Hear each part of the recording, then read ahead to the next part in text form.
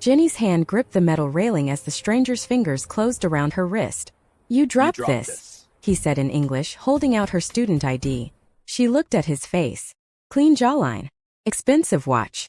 Eyes that didn't quite meet hers. Thank you. Thank you. She took the card and turned to leave. Wait. His voice sharpened. You're Nigerian, right? You're Nigerian, right?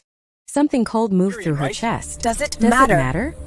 He smiled, but it didn't reach his eyes. I'm just curious. I've never really talked to someone like you before. Someone like you.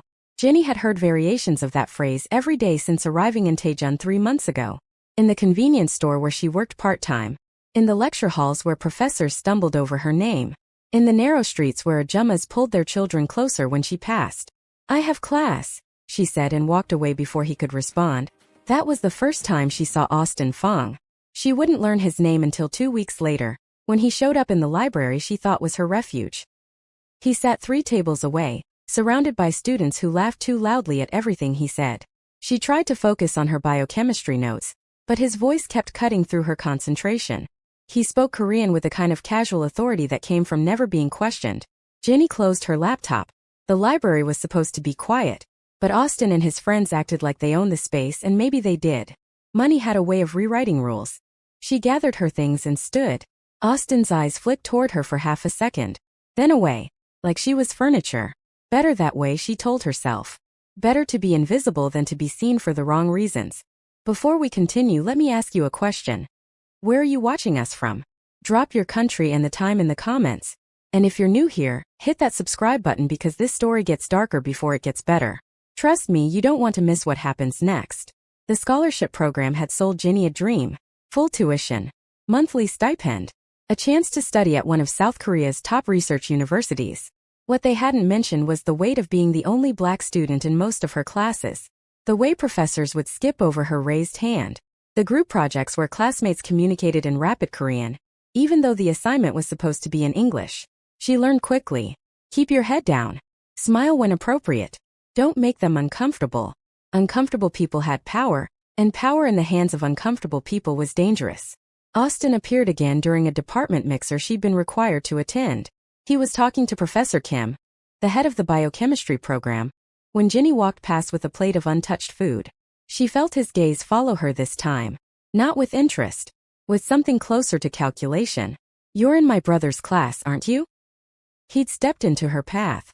Up close she could see the fine quality of his clothes, the kind of tailoring that cost more than her monthly stipend. "I don't know your brother." "Sung-ho. Organic chemistry. We have 200 students in that class." Austin's smile tightened. "But you stand out." There it was again. That phrase with its hidden teeth. Jenny moved to step around him, but he shifted, blocking her path with the ease of someone who'd never been told no. "I'm trying to be friendly," he said. "I didn't ask you to be." Something flickered across his face. Surprise maybe, or irritation. He opened his mouth to respond, but Professor Kim called his name. Austin glanced back, then at Jenny. "We'll talk later," he said, like it was a promise. Jenny watched him walk away. Her hands had started shaking, so she set down her plate and left through the side door. Outside, the November air cut through her jacket. She breathed slowly, forcing the tightness in her chest to loosen. This was temporary. 2 more years and she'd have her degree. 2 more years and she could go somewhere that felt less like a cage. But that night, lying in her small dormitory room, Jenny couldn't shake the feeling that something had shifted. Austin had looked at her. Not through her. At her. And people like him didn't look unless they wanted something. The next morning she found out what. Her scholarship coordinator called her into the office. Mrs. Choi, a thin woman with metal frame glasses, sat behind her desk with a folder open. "Jenny, we need to discuss your living arrangements. Is something wrong? Your dormitory application for next semester has been complicated." Mrs. Choi's fingers tapped against the desk. "There's been a request to reassign your room." "A request from who?" "That's not important. What matters is finding you alternative housing." Jenny's stomach dropped. The dormitory was included in her scholarship. Without it, she'd need to find private housing she couldn't afford. "Mrs. Choi, I submitted my renewal months ago. I followed every requirement." "I understand. But the university has to consider all student needs." "What about my needs?" Mrs. Choi's expression remained neutral. "We'll do our best to help you, Jenny. But these decisions come from higher up." "Higher up?" Jenny knew what that meant. Someone with influence. Someone who could move pieces on a board she hadn't known she was playing on. She left the office with her hands clenched so tight her nails cut into her palms. She didn't cry. Crying was a luxury she'd given up years ago. Instead, she went to the convenience store where she worked and asked for extra shifts. Her manager, Mr. Park, looked at her with something like pity but agreed. Money wouldn't solve the housing problem, but it was the only weapon she had.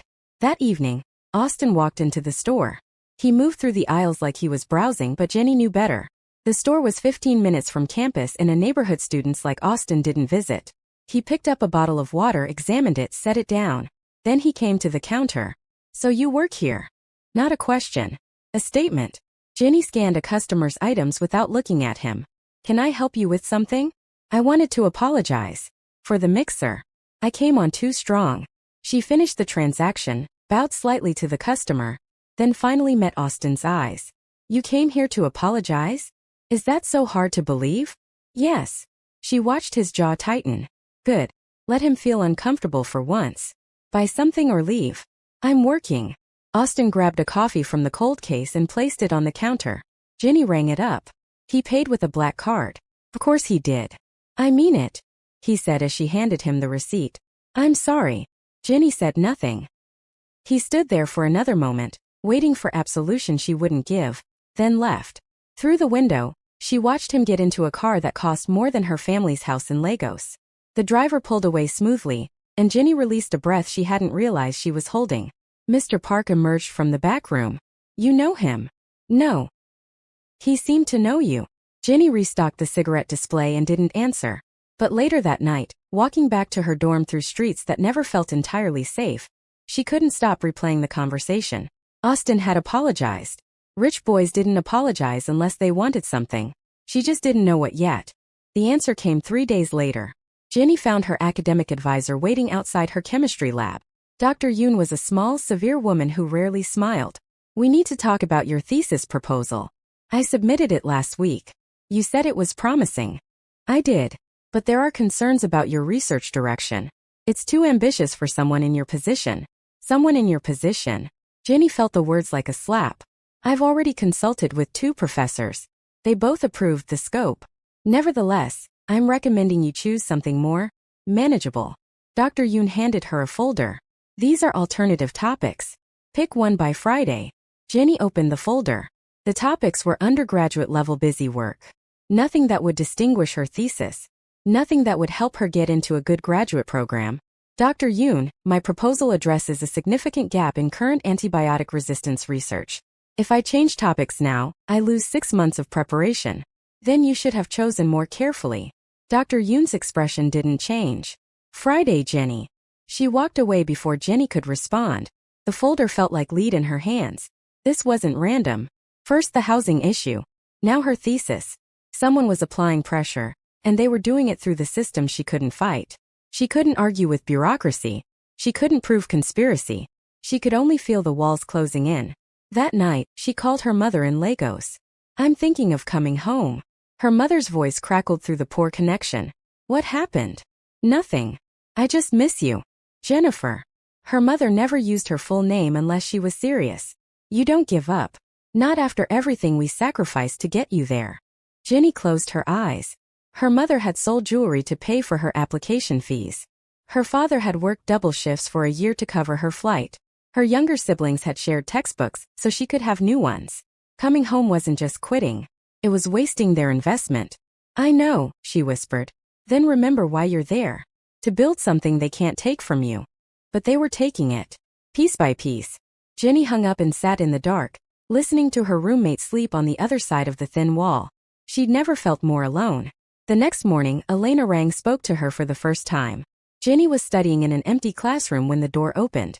The woman who entered was striking in a way that made Jenny immediately aware of her own wrinkled shirt and unstyled hair. She wore a cream cashmere sweater and moved with the kind of confidence that came from knowing every room would rearrange itself around her presence. "You're Jenny Samuel." "Not a question." "Who are you?" "Elena Rang. I work in university relations." She sat down without being invited. "I've been hearing your name lately." Jenny's instincts screamed danger. "I don't know why you would." "Don't you?" Elena's smile was perfectly pleasant. You've caught someone's attention. That can be a good thing or a very bad thing, depending on how you handle it. I'm not handling anything. I'm just trying to study. And yet somehow your housing situation is complicated. Your thesis is being questioned. Your scholarship coordinator has concerns about your integration into campus life. Elena tilted her head. Strange how these things happen all at once. Jenny's throat went dry. What do you want? I want you to understand something. Elena's voice dropped lower. There are people here who have built their lives carefully. They have expectations, plans. And sometimes, someone comes along who disrupts those plans without even meaning to. I haven't disrupted anything. Haven't you? Elena stood, smoothing her sweater. Austin Fang has never apologized to anyone in his life. Not to professors. Not to family friends. Certainly not to a scholarship student he met at a mixer. But he went to your workplace. He sought you out. She paused at the door. That disruption has consequences, Jenny. I'm simply helping you understand them before they become irreversible. The door closed softly. Jenny sat frozen, her notes forgotten. She'd been right. Someone was behind the pressure. But she'd been wrong about why. This wasn't about her. It was about Austin. And somehow, without wanting to, without trying to, she'd become a piece in a game she hadn't known existed. Her phone buzzed. A text from an unknown number. We need to talk. Meet me at the North Gate. Please. Austin. Jenny stared at the message. Every instinct told her to ignore it. Block the number. Stay as far from Austin Fang as possible. But Elena's visit had changed something. The pressure wasn't going to stop because Jenny avoided him. If anything, it would get worse. She needed to understand what she was fighting. She typed back. 1 hour. The North Gate was the least used entrance, backing onto a construction site for a new engineering building. Austin was already there, leaning against the fence. He straightened when he saw her. Thank you for coming. I didn't come for you. I came because someone visited me today. Elena rang. His expression darkened. What did she say? That I'm disrupting plans. That you apologizing to me has consequences. Jenny crossed her arms. What does she want from me? It's not about what she wants. It's about what she thinks I want. And what do you want? Austin looked at her directly. Honestly? I don't know. You're different. You don't care who my family is. You don't care about money or status. You looked at me like I was nobody, and that's never happened before. So this is about your ego. No. He stepped closer. This is about me finally meeting someone real in a world full of performances. Jenny laughed, but there was no humor in it. You think I'm real? I perform every single day. I perform politeness when people touch my hair without asking. I perform gratitude when professors act like I should be thankful just to be here. I perform invisibility so people like you don't notice me. But you noticed anyway, and now my life is falling apart. I didn't know Elena would. You didn't have to know. You have the luxury of not thinking about consequences because they never touch you. Jenny's voice shook. My housing is being taken away. My thesis is being sabotaged. And you want to talk about authenticity? Austin's face went pale. Your thesis? Jenny, I swear I didn't know. It doesn't matter if you knew. It's happening because of you. Then I'll fix it. How? By using your family's influence? By making a call to whoever's making my life difficult. She shook her head.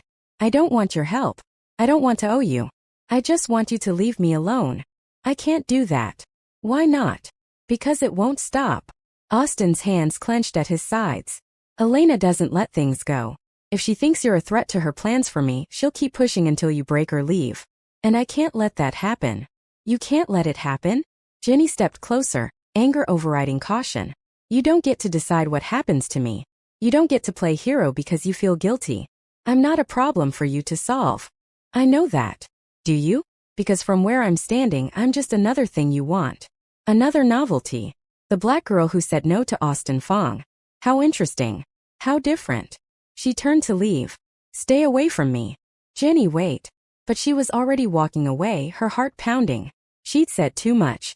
Shown too much anger. People like Austin weren't used to anger directed at them, and she just made herself a bigger target. But she was tired. Tired of being careful. Tired of being small. She went back to her dorm and found a notice taped to her door. Final warning about next semester's housing. She had 2 weeks to secure alternative arrangements or her scholarship would be reviewed for compliance issues. Jenny ripped the notice down and crumpled it.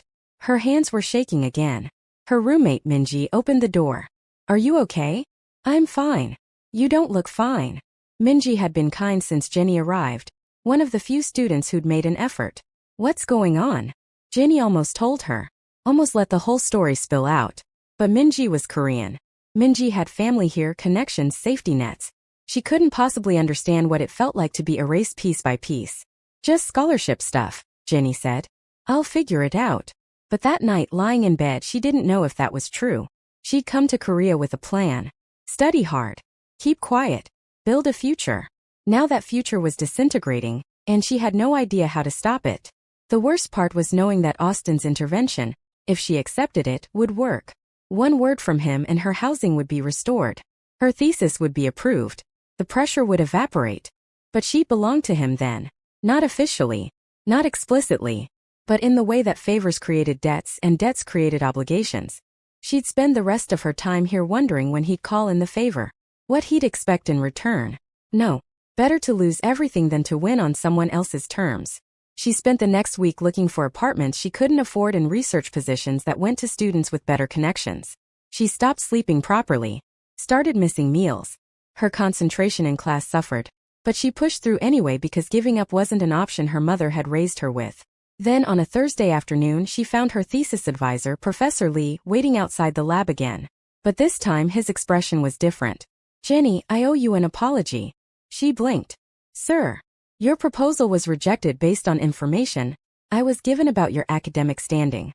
But I've reviewed your records myself now. You're one of the strongest students in the program. He handed her a folder. Your thesis is approved.